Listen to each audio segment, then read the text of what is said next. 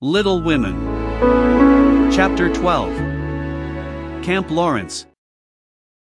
Beth was postmistress, for, being most at home, she could attend to it regularly, and dearly liked the daily task of unlocking the little door and distributing the mail.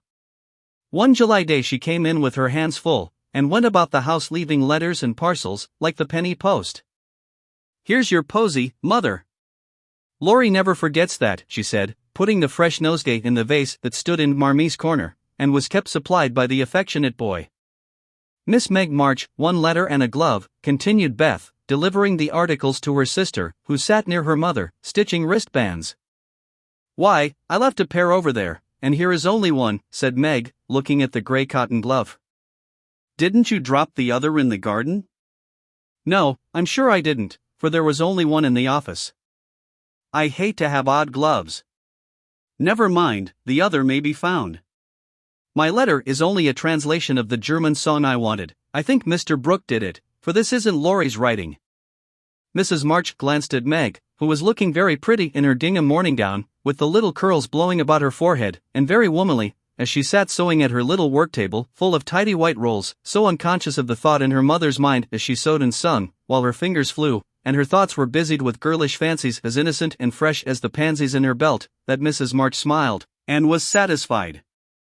"2 letters for Dr. Joe, a book, and a funny old hat, which covered the whole post office, stuck outside," said Beth, laughing, as she went into the study, where Joe sat writing. "What a sly fellow Laurie is. I said I wished bigger hats were the fashion, because I burn my face every hot day. He said, 'Why mind the fashion? Wear a big hat, and be comfortable.' I said I would if I had one, and he has sent me this, to try me.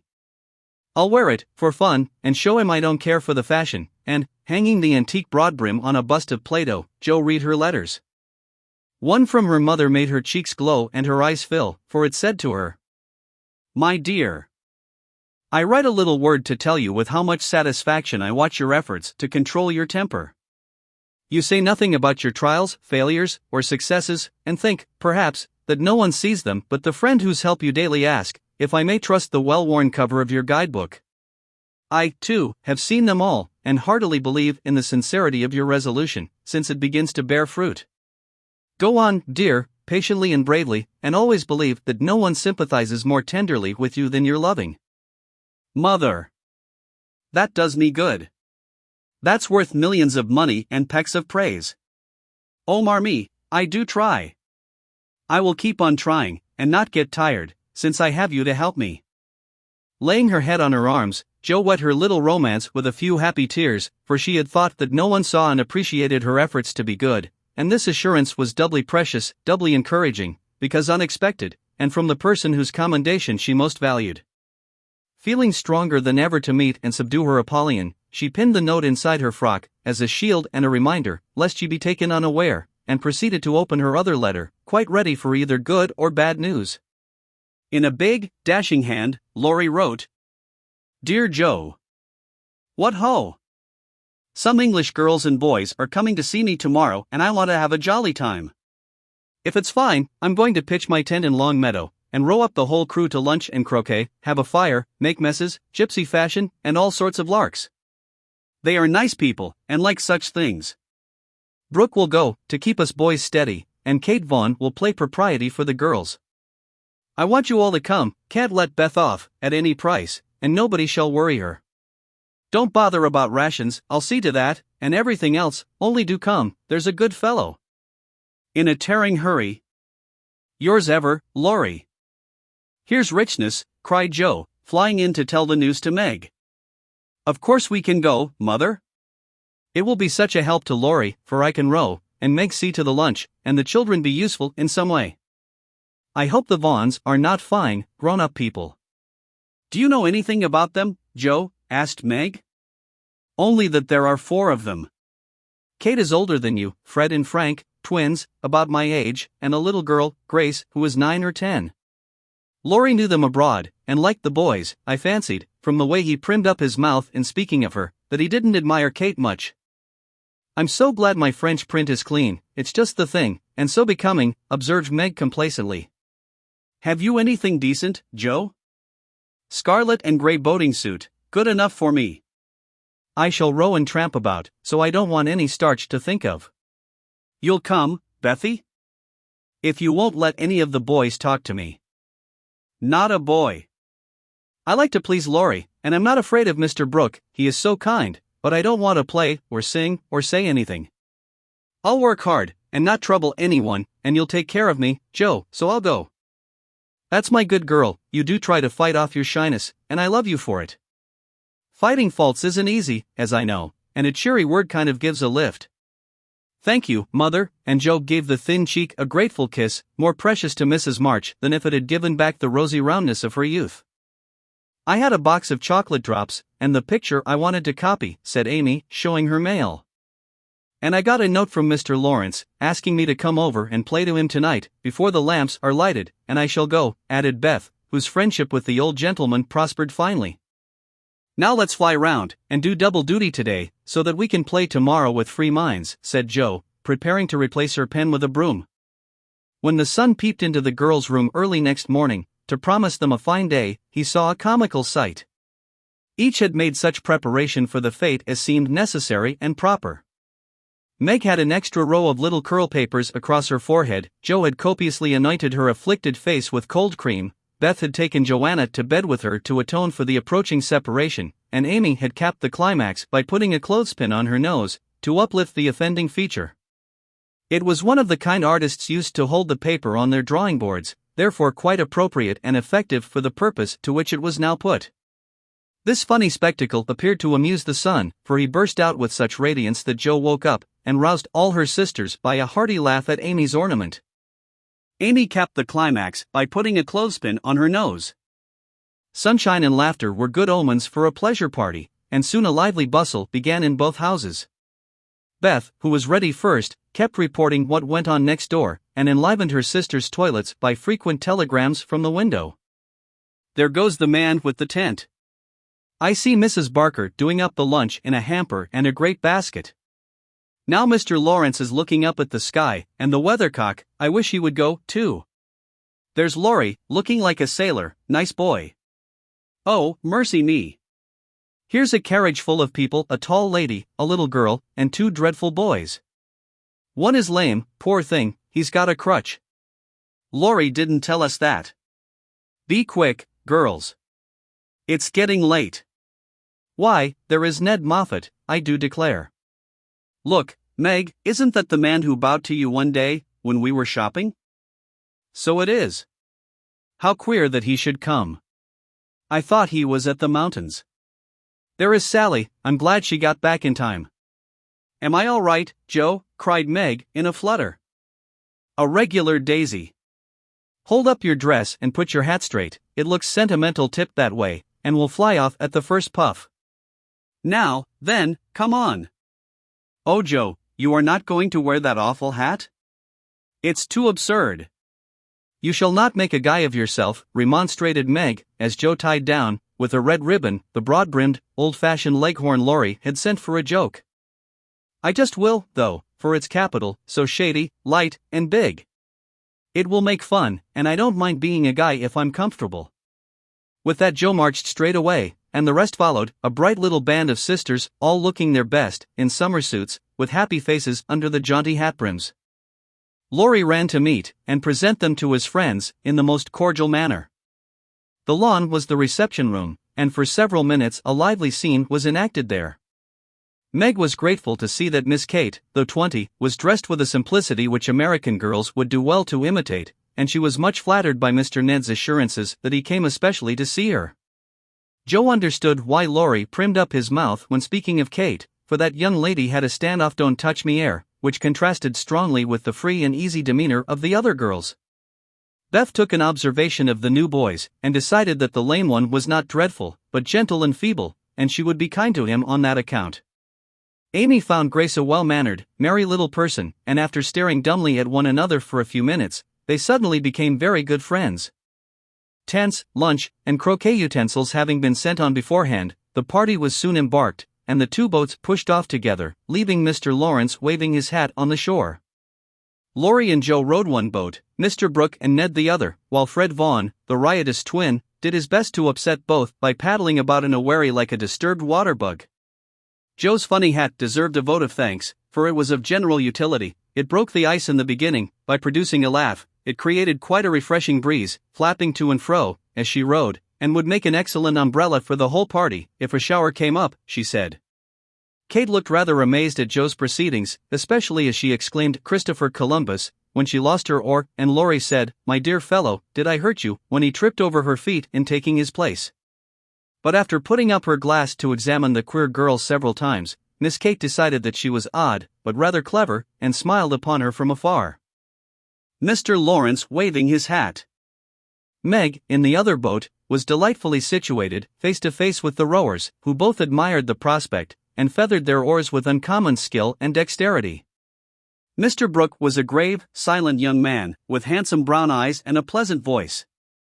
Meg liked his quiet manners, and considered him a walking encyclopedia of useful knowledge. He never talked to her much, but he looked at her a good deal, and she felt sure that he did not regard her with aversion. Ned, being in college, of course put on all the airs which freshmen think it their bounden duty to assume. He was not very wise, but very good-natured, and altogether an excellent person to carry on a picnic. Sally Gardner was absorbed in keeping her white piqué dress clean, and chattering with the ubiquitous Fred, who kept Beth in constant terror by his pranks. It was not far to Longmeadow, but the tent was pitched and the wickets down by the time they arrived. A pleasant green field, with 3 wide spreading oaks in the middle, and a smooth strip of turf for croquet. "Welcome to Camp Laurence," said the young host, as they landed, with exclamations of delight. "Brooke is Commander-in-Chief, I am Commissary General, the other fellows are staff officers, and you, ladies, are company. The tent is for your especial benefit, and that oak is your drawing room, this is the mess room, and the third is the camp kitchen. Now, let's have a game before it gets hot, and then we'll see about dinner." Frank, Beth, Amy, and Grace sat down to watch the game played by the other 8. Mr. Brooke chose Meg, Kate, and Fred. Laurie took Sally, Joe, and Ned. The Englishers played well, but the Americans played better, and contested every inch of the ground as strongly as if the spirit of '76 inspired them. Joe and Fred had several skirmishes, and once narrowly escaped high words. Joe was through the last wicket, and had missed the stroke, which failure ruffled her a good deal. Fred was close behind her, and his turn came before hers. He gave a stroke, his ball hit the wicket, and stopped an inch on the wrong side. No one was very near, and running up to examine, he gave it a sly nudge with his toe, which put it just an inch on the right side. "I'm through." "Now, Miss Joe, I'll settle you, and get in first," cried the young gentleman, swinging his mallet for another blow. "Now, Miss Joe, I'll settle you." "You pushed it, I saw you, it's my turn now," said Joe sharply. "Upon my word, I didn't move it, it rolled a bit, perhaps, but that is allowed, so stand off, please, and let me have a go at the stake." "We don't cheat in America, but you can, if you choose," said Joe angrily. "Yankees are a deal the most tricky, everybody knows." "There you go," returned Fred, croqueting her ball far away. Joe opened her lips to say something rude, but checked herself in time, colored up to her forehead, and stood a minute, hammering down a wicket with all her might, while Fred hit the stake, and declared himself out with much exultation. She went off to get her ball, and was a long time finding it, among the bushes, but she came back, looking cool and quiet, and waited her turn patiently. It took several strokes to regain the place she had lost, and, when she got there, the other side had nearly won, for Kate's ball was the last but one, and lay near the stake. "By George, it's all up with us. Goodbye, Kate." "Miss Joe owes me one, so you are finished," cried Fred excitedly, as they all drew near to see the finish. "Yankees have a trick of being generous to their enemies," said Joe, with a look that made the lad redden, "especially when they beat them," she added, as, leaving Kate's ball untouched, she won the game by a clever stroke. Laurie threw up his hat, then remembered that it wouldn't do to exult over the defeat of his guests, and stopped in the middle of a cheer to whisper to his friend. "Good for you, Joe. He did cheat, I saw him, we can't tell him so, but he won't do it again, take my word for it." Meg drew her aside, under pretense of pinning up a loose braid, and said approvingly, "It was dreadfully provoking, but you kept your temper, and I'm so glad, Joe. Don't praise me, Meg, for I could box his ears this minute. I should certainly have boiled over if I hadn't stayed among the nettles till I got my rage under enough to hold my tongue. It's simmering now, so I hope he'll keep out of my way," returned Jo, biting her lips, as she glowered at Fred from under her big hat. "Time for lunch," said Mr. Brooke, looking at his watch. "Commissary General, will you make the fire and get water, while Miss March, Miss Sally, and I spread the table? Who can make good coffee?" "Jo can," said Meg, glad to recommend her sister. So Jo, feeling that her late lessons in cookery were to do her honor, went to preside over the coffee pot, while the children collected dry sticks, and the boys made a fire, and got water from a spring nearby. Miss Kate sketched, and Frank talked to Beth, who was making little mats of braided rushes to serve as plates.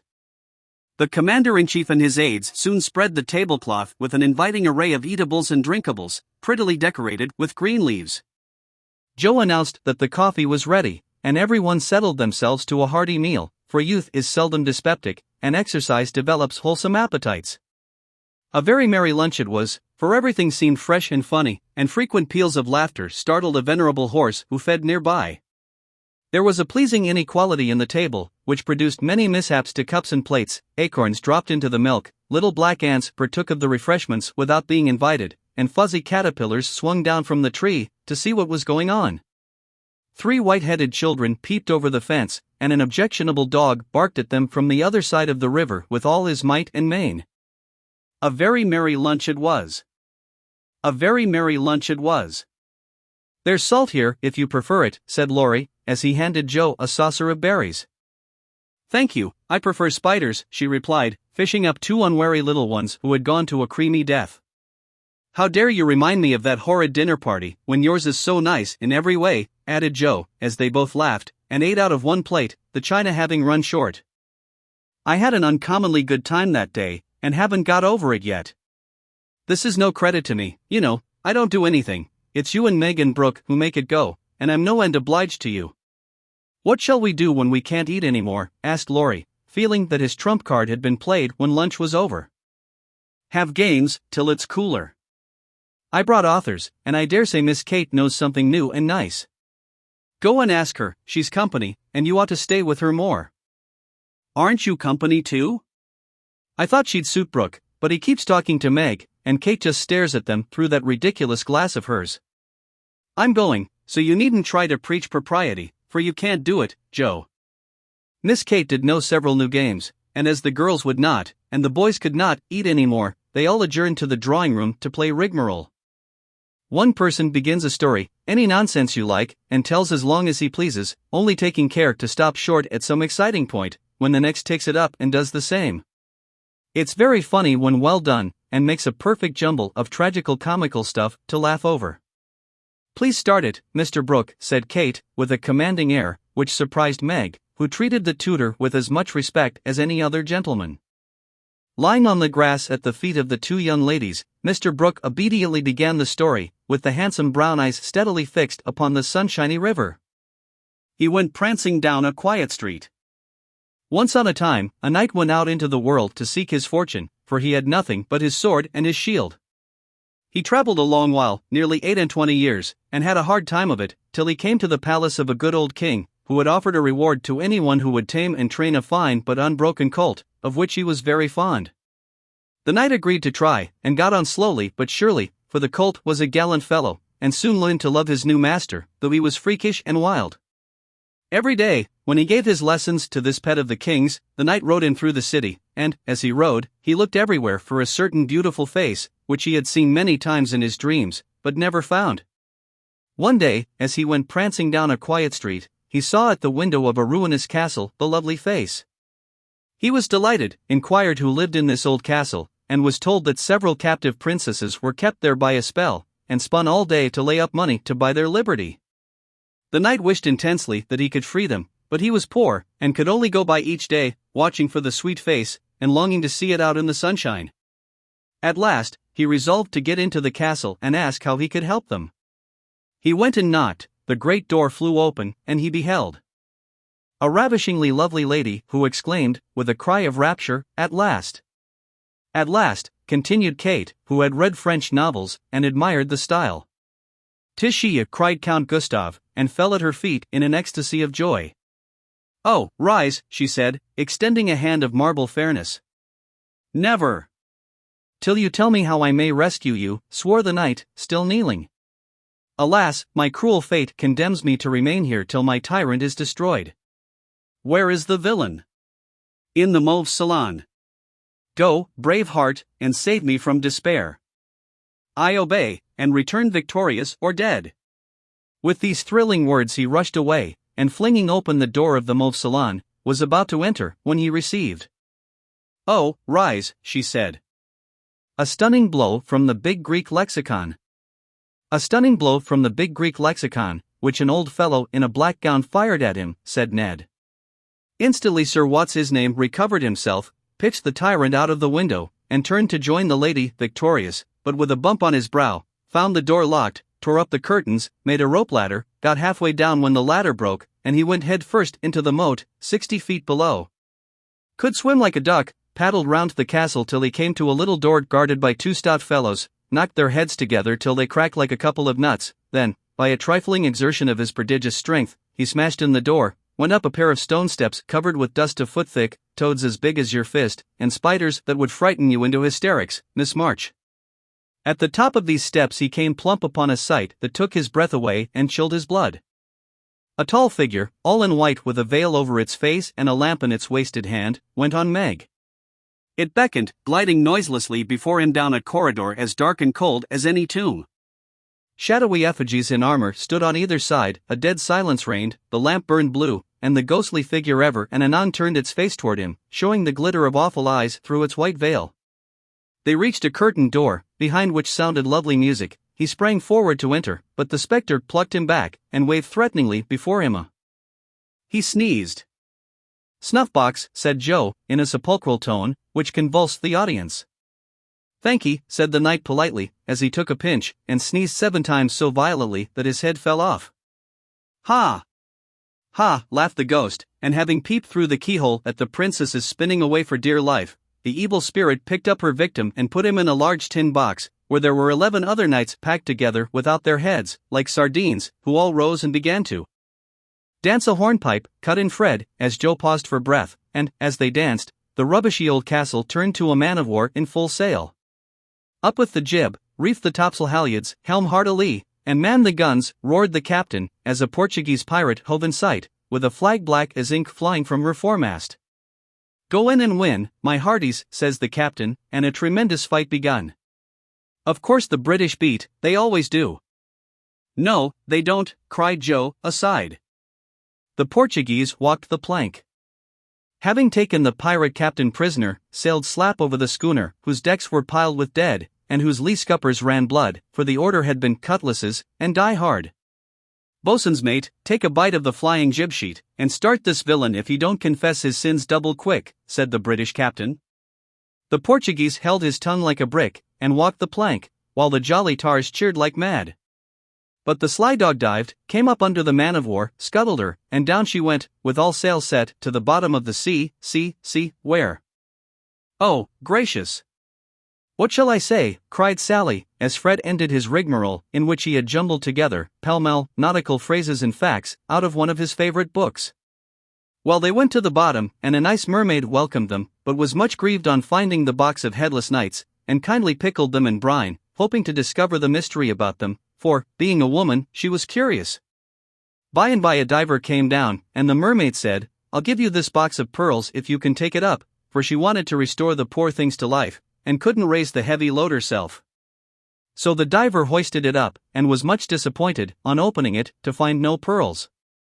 He left it in a great lonely field, where it was found by a little goose girl, who kept 100 fat geese in the field, said Amy, when Sally's invention gave out. The little girl was sorry for them, and asked an old woman what she should do to help them. "Your geese will tell you, they know everything," said the old woman.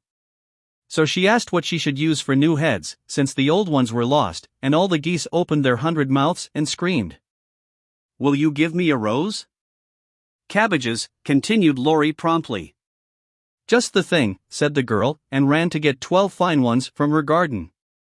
She put them on, the knights revived at once, thanked her, and went on their way rejoicing, never knowing the difference, for there were so many other heads like them in the world that no one thought anything of it. The knight in whom I'm interested went back to find the pretty face, and learned that the princesses had spun themselves free, and all gone to be married, but one.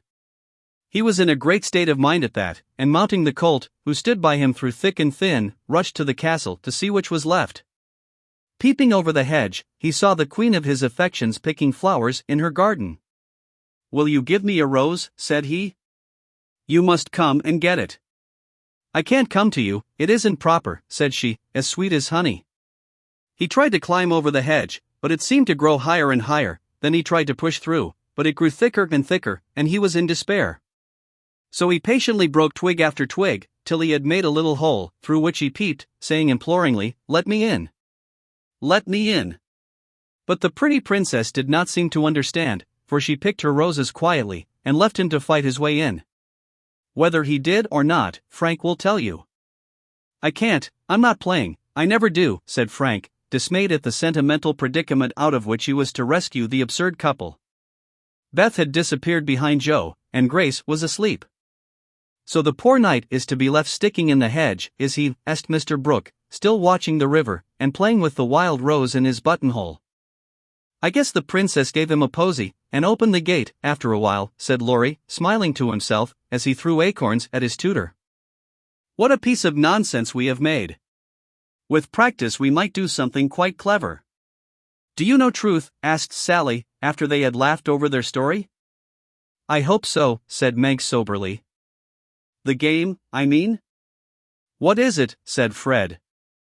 "Why, you pile up your hands, choose a number, and draw out in turn, and the person who draws at the number has to answer truly any questions put by the rest. It's great fun." "Let's try it," said Joe, who liked new experiments. Miss Kate and Mr. Brooke, Meg, and Ned declined, but Fred, Sally, Joe, and Laurie piled and drew, and the lot fell to Laurie. "Who are your heroes?" asked Joe. "Grandfather and Napoleon." "Which lady here do you think prettiest?" said Sally. "Margaret." "Which do you like best?" from Fred. "Joe, of course." "What silly questions you ask," and Joe gave a disdainful shrug as the rest laughed at Laurie's matter-of-fact tone. "Try again, Truth isn't a bad game," said Fred. "It's a very good one for you," retorted Joe, in a low voice. Her turn came next.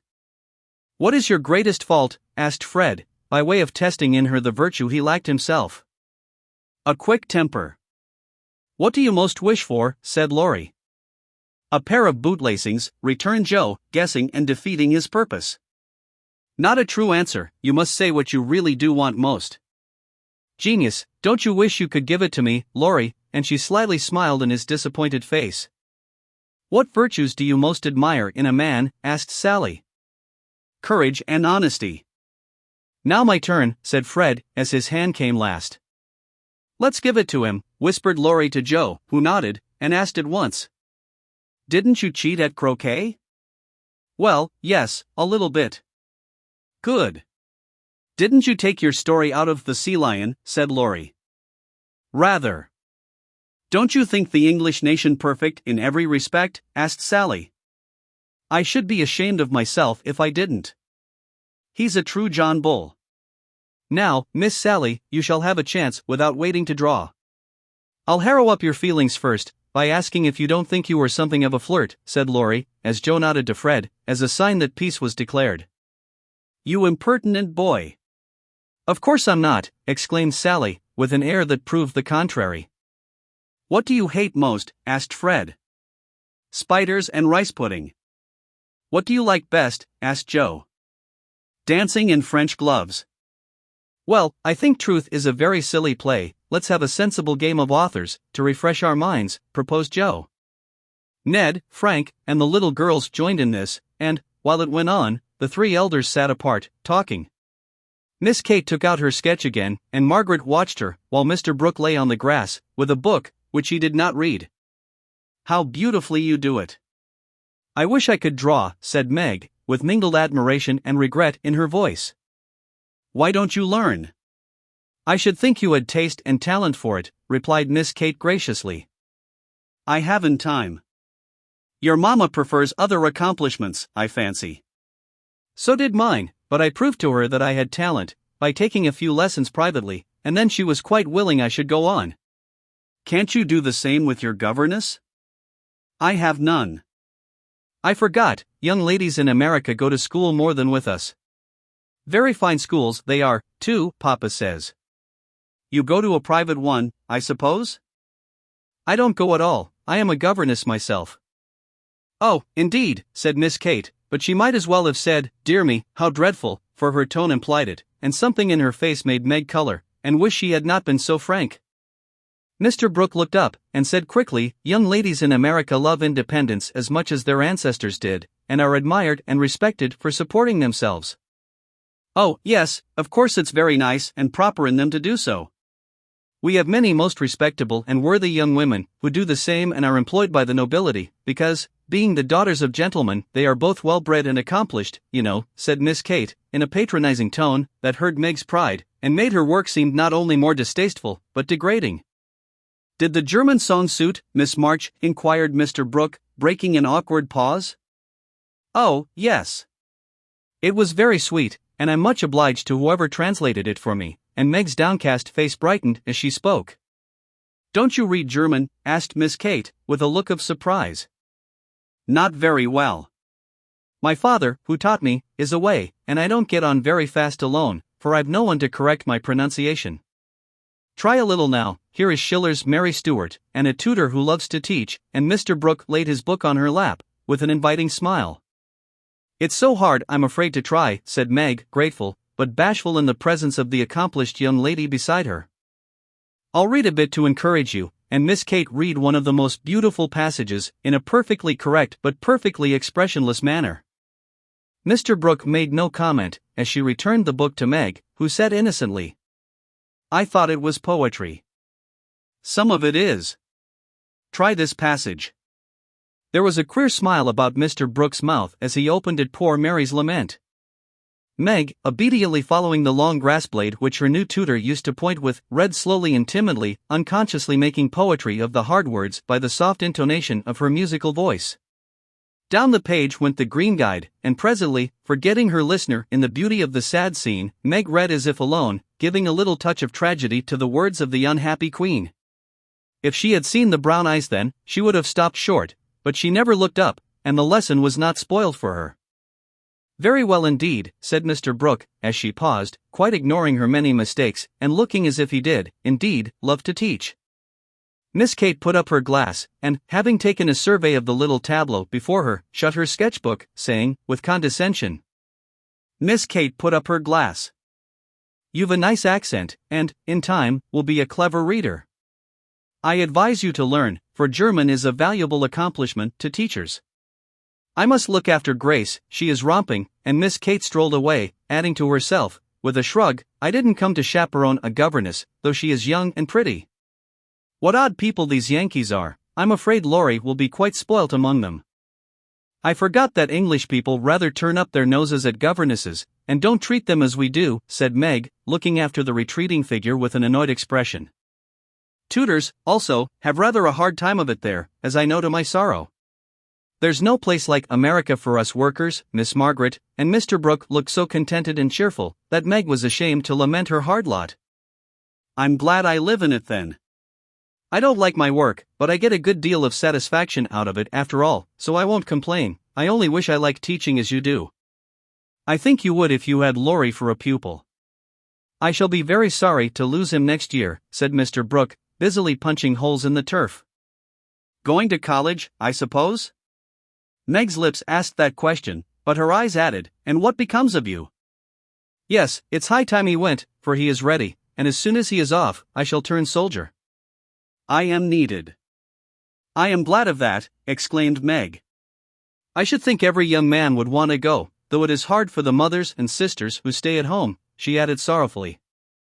I have neither, and very few friends, to care whether I live or die, said Mr. Brooke, rather bitterly, as he absently put the dead rose in the hole he had made and covered it up, like a little grave. Laurie and his grandfather would care a great deal, and we should all be very sorry to have any harm happen to you, said Meg heartily. Thank you, that sounds pleasant, began Mr. Brooke, looking cheerful again, but before he could finish his speech, Ned, mounted on the old horse, came lumbering up to display his equestrian skill before the young ladies, and there was no more quiet that day. Don't you love to ride? Asked Grace of Amy, as they stood resting, after a race round the field with the others, led by Ned. I dote upon it. My sister Meg used to ride when Papa was rich, but we don't keep any horses now, except Ellen Tree, added Amy, laughing. Tell me about Ellen Tree. Is it a donkey? Asked Grace curiously. Ellen Tree. Why, you see, Joe is crazy about horses, and so am I, but we've only got an old side saddle, and no horse. Out in our garden is an apple tree that has a nice low branch, so Joe put the saddle on it, fixed some reins on the part that turns up, and we bounce away on Ellen Tree whenever we like. How funny, laughed Grace. I have a pony at home, and ride nearly every day in the park, with Fred and Kate. It's very nice, for my friends go too, and the row is full of ladies and gentlemen. Dear, how charming. I hope I shall go abroad some day, but I'd rather go to Rome than the row, said Amy, who had not the remotest idea of what the row was, and wouldn't have asked for the world. Frank, sitting just behind the little girls, heard what they were saying, and pushed his crutch away from him with an impatient gesture as he watched the active lads going through all sorts of comical gymnastics. Beth, who was collecting the scattered author cards, looked up and said, in her shy yet friendly way, I'm afraid you are tired. Can I do anything for you? Talk to me, please. It's dull, sitting by myself, answered Frank, who had evidently been used to being made much of at home. If he had asked her to deliver a Latin oration, it would not have seemed a more impossible task to bashful Beth, but there was no place to run to, no Joe to hide behind now, and the poor boy looked so wistfully at her, that she bravely resolved to try. What do you like to talk about? She asked, fumbling over the cards, and dropping half as she tried to tie them up. Well, I like to hear about cricket and boating and hunting, said Frank, who had not yet learned to suit his amusements to his strength. My heart! What shall I do? I don't know anything about them, thought Beth, and, forgetting the boy's misfortune in her flurry, she said, hoping to make him talk, I never saw any hunting, but I suppose you know all about it. I did once, but I can never hunt again, for I got hurt leaping a confounded 5-barred gate, so there are no more horses and hounds for me, said Frank, with a sigh that made Beth hate herself for her innocent blunder. Your deer are much prettier than our ugly buffaloes, she said, turning to the prairies for help, and feeling glad that she had read one of the boys' books in which Joe delighted.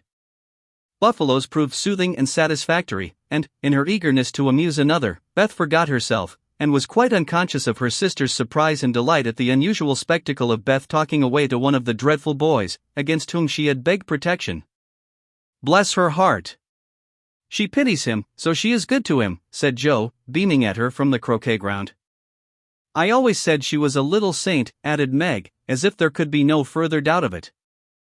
I haven't heard Frank laugh so much for ever so long, said Grace to Amy, as they sat discussing dolls, and making tea sets out of the acorn cups. My sister Beth is a very fastidious girl, when she likes to be, said Amy, well pleased at Beth's success. She meant fascinating, but as Grace didn't know the exact meaning of either word, fastidious sounded well, and made a good impression.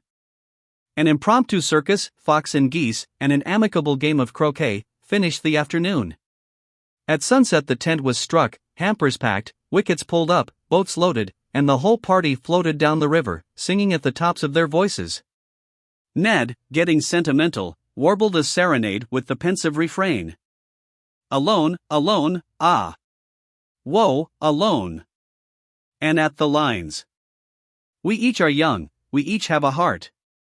Oh, why should we stand thus coldly apart? He looked at Meg with such a lackadaisical expression that she laughed outright and spoilt his song. How can you be so cruel to me, he whispered, under cover of a lively chorus. You've kept close to that starched-up Englishwoman all day, and now you snub me. I didn't mean to, but you looked so funny I really couldn't help it, replied Meg, passing over the first part of his reproach, for it was quite true that she had shunned him, remembering the Moffat party and the talk after it. Ned was offended, and turned to Sally for consolation, saying to her rather pettishly, there isn't a bit of flirt in that girl, is there? Not a particle, but she's a dear, returned Sally, defending her friend even while confessing her shortcomings. She's not a stricken dear, anyway, said Ned, trying to be witty, and succeeding as well as very young gentlemen usually do. On the lawn, where it had gathered, the little party separated with cordial goodnights and goodbyes, for the Vaughns were going to Canada. As the four sisters went home through the garden, Miss Kate looked after them, saying, without the patronizing tone in her voice. In spite of their demonstrative manners, American girls are very nice when one knows them. I quite agree with you, said Mr. Brooke.